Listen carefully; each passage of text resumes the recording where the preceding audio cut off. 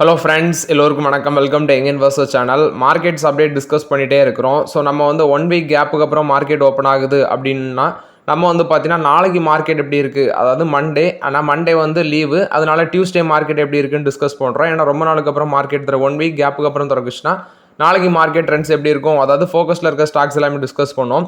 So first ஒன்று புரிஞ்சுக்கோங்க, Asian markets எல்லாமே நெகட்டிவில் தான் க்ளோஸ் ஆயிருக்கு. அந்த இண்டெக்ஸ் டீட்டெயில்ஸ் எல்லாமே நான் வந்து குரூப்லேயும் ஷேர் பண்ணுறேன், இப்போவும் ஷோ பண்ணுறேன், பார்த்துக்கோங்க. ஸோ நிக்கே இண்டெக்ஸ் வந்து 4% கிராஸ் ஆயிருக்கு. அடுத்தது ஏஎஸ்எக்ஸ் இது வந்து 1.5%, ஷாங்காய் 46 அதாவது 0.46%, சைனா A50, ஹேங்சங், காஸ்பி இது எல்லாமே பார்த்தீங்கன்னா விழுந்திருக்கு. இது போக அமெரிக்கன் இண்டெக்ஸு போன வாரம் ஃப்ரைடே அமெரிக்கன் இண்டெக்ஸில் அமெரிக்கன் மார்க்கெட்டில் டவ் ஜோன்ஸ் 700 பாயிண்ட்ஸ் கீழே விழுந்திருக்குது. அது வந்து இன்ஃப்ளேஷன் டாரிஃப் ஃபியர்ஸ் அதை பேஸ் பண்ணி $1.25 trillion வந்து வைப் அவுட் ஆயிருக்குது. ஸோ இப்போ அமெரிக்கன் மார்க்கெட் எப்படி ஓப்பன் ஆயிருக்கு அப்படின்னு சொல்லி பார்த்தேன். நாஸ்டாக் காம்போசிட் வந்து 1.5% விழுந்திருக்கு. ஸ்டில் வந்து 308 பாயிண்ட்ஸ் நெகட்டிவ்ல இருக்கு. நான் இது ஓப்பன் ஆன உடனே எடுத்த டீட்டெயில்ஸ்.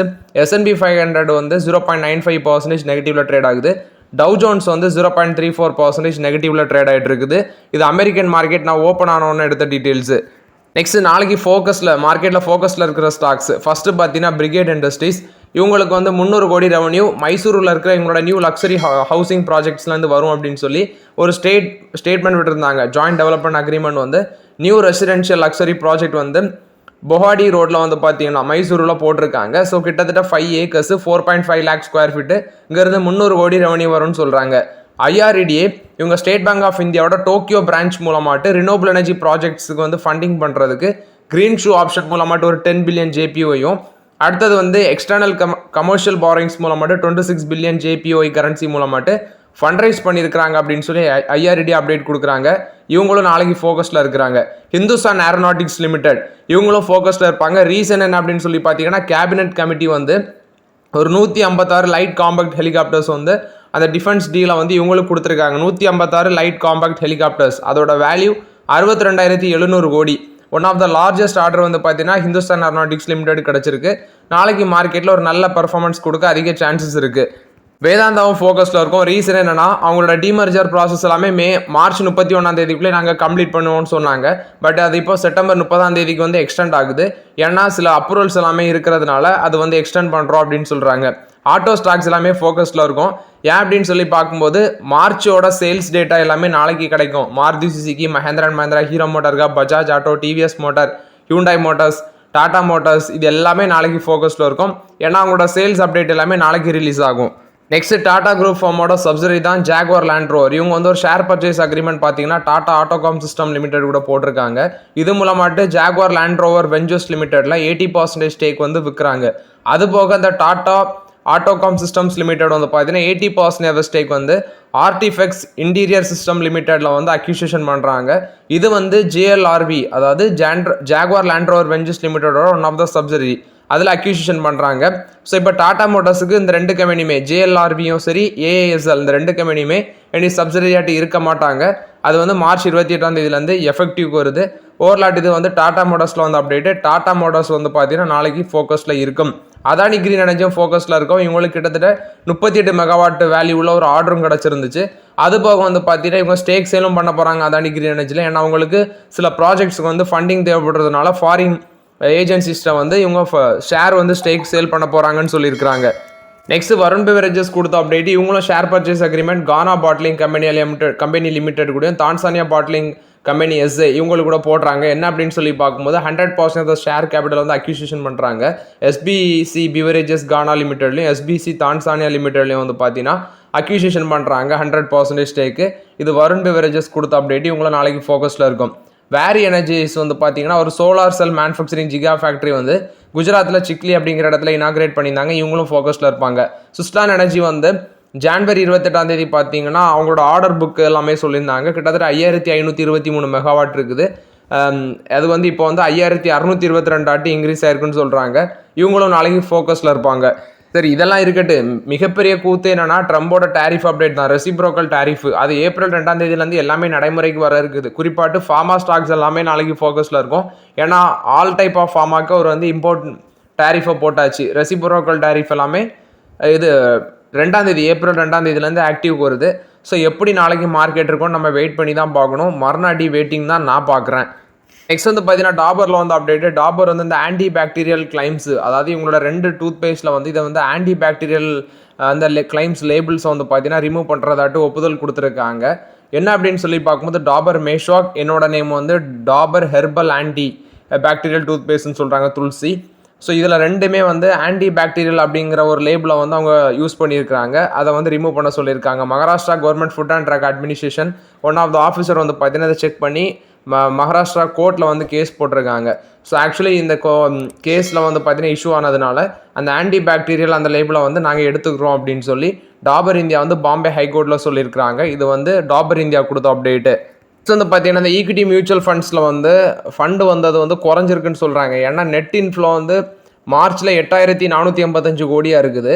பிப்ரவரியில் 40,000 கோடியாக இருந்திருக்கு. ஜான்வரியில் 57,650 கோடியாக இருந்த மியூச்சுவல் ஃபண்ட் இன்வெஸ்ட்மெண்ட் வந்து நெட் பையிங் வந்து குறைஞ்சிருக்குன்னு சொல்கிறாங்க. விச் மீன்ஸ் மியூச்சுவல் ஃபண்டுக்கு ஈக்விட்டி இன்ஃப்ளோ குறைஞ்சிருக்குன்னு சொல்கிறாங்க. ஆப்பிள் வந்து பார்த்தீங்கன்னா இந்தியாவில் அவங்களோட மேனுஃபேக்சரிங்கை ஸ்ட்ரென்தன் பண்ண போகிறாங்க அப்படின்னு சொல்கிறாங்க. ஸோ ஃபாக்ஸ்கான் என்ன பிளான் பண்ணுறாங்கன்னா 25 30 மில்லியன் ஐஃபோன்ஸ் வந்து நாங்கள் மேனுஃபேக்சர் பண்ண போகிறோம். ஸோ ஆக்சுவலி லாஸ்ட் இயரை விட டபுள் பண்ண போகிறோம் அப்படின்னு சொல்லியிருக்காங்க. இது ஃபாக்ஸ்கான் வந்து 25 30 மில்லியன்ஸ் ஆஃப் ஐஃபோனை வந்து இந்தியாவில் மேனுஃபேக்சர் பண்ண போகிறாங்க. இதில் வந்து மேனுஃபேக்சரிங்னா டேரெக்டாக பண்ண மாட்டாங்க. ப்ராடக்ட்ஸ் எல்லாமே சைனாவில் தான் வரும். ஆனால் அங்கே வந்து அசம்பிளிங் தான் பண்ணுவாங்க.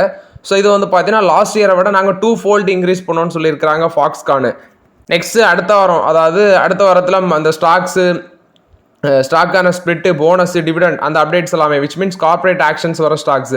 April 2 ADC India communications limited 25 ரூபா டிவிடெண்ட் கொடுக்குறாங்க. அதுக்கான ரெக்கார்ட் டேட் ஏப்ரல் 2 உள்ளதெல்லாம் சொல்கிறேன். எம்எஸ்டிசி லிமிடெட் 4 ரூபா 50 காசு டிவிடெண்ட் கொடுக்குறாங்க. ரேட்டல் கார்பரேஷன் ஆஃப் இந்தியா 1 ரூபா இன்ட்ரீம் டிவிடெண்ட் கொடுக்குறாங்க. இது போக ஏப்ரல் 3 யுனைடெட் ஸ்பிரிட்ஸ் 4 ரூபா டிவிடெண்ட். அடுத்தது ஏப்ரல் 4 டிசிஎம் ஸ்ரீராம் இண்டஸ்ட்ரீஸ் 2 ரூபா கொடுக்குறாங்க.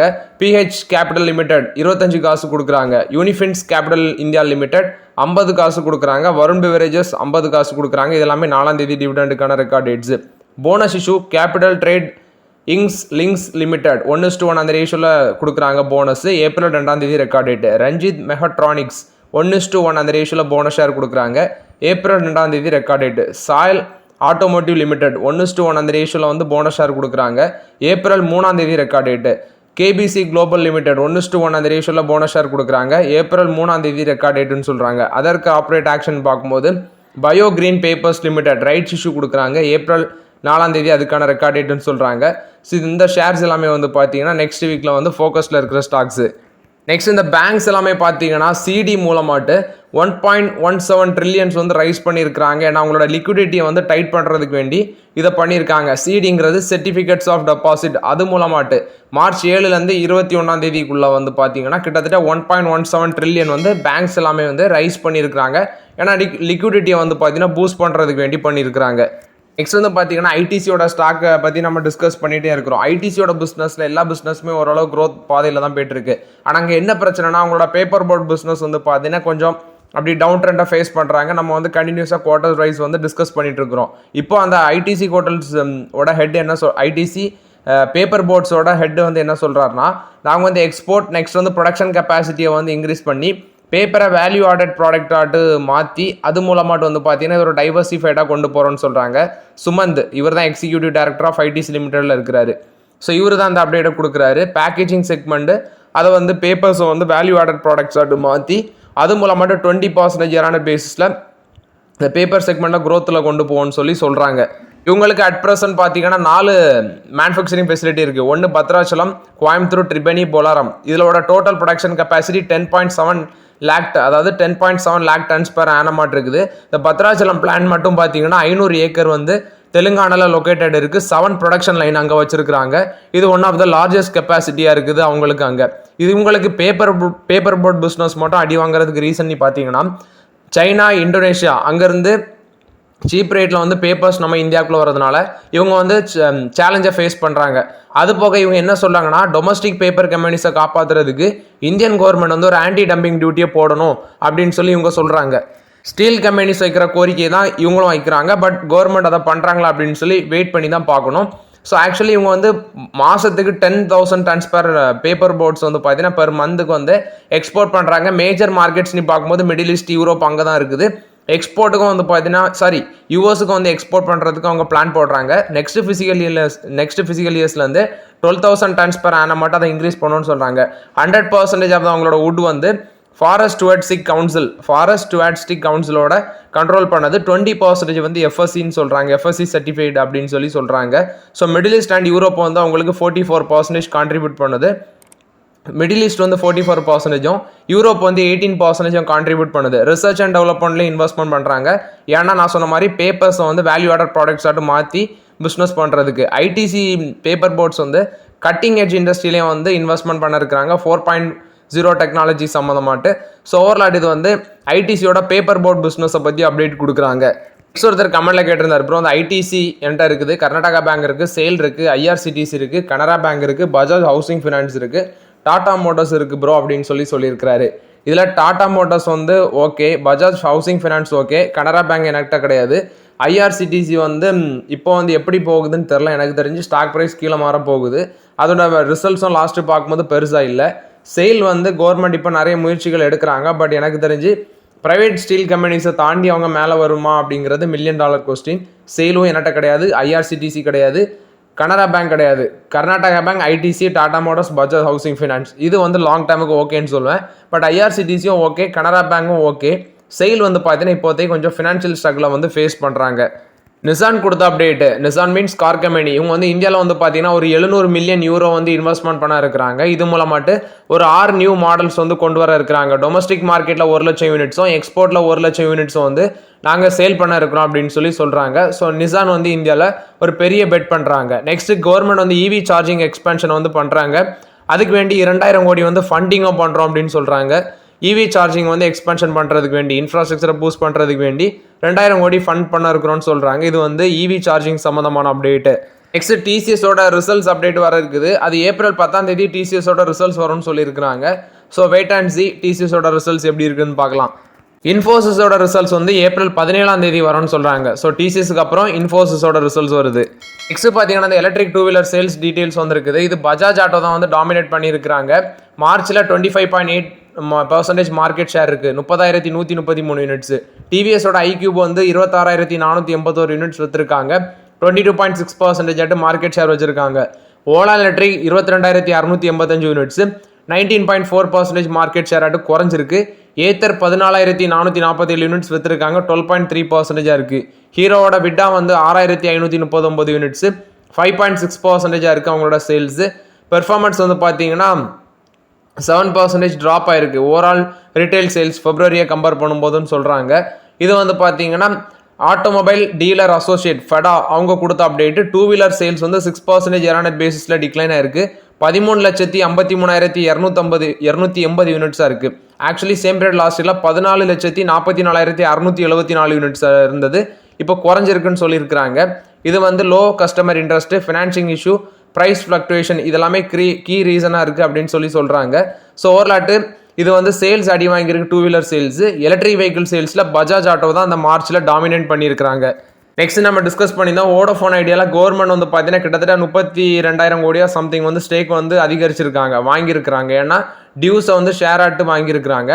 ஸோ இதில் வோடஃபோன் ஐடியா வந்து 76% வரைக்கும் மேலே போகும் அப்படின்னு சொல்கிறாங்க. டார்கெட் ப்ரைஸ் 12 ரூபான்னு சொல்லி சிட்டி ரிசர்ச் வந்து அப்டேட் கொடுக்குறாங்க. பட் இதில் வந்து கன்சிடர் பண்ணது ரிஸ்கி தான். ஏன்னா வோடஃபோன் ஐடியா என்ன கண்டிஷனில் இருக்குன்னு உங்களுக்கே தெரியும்.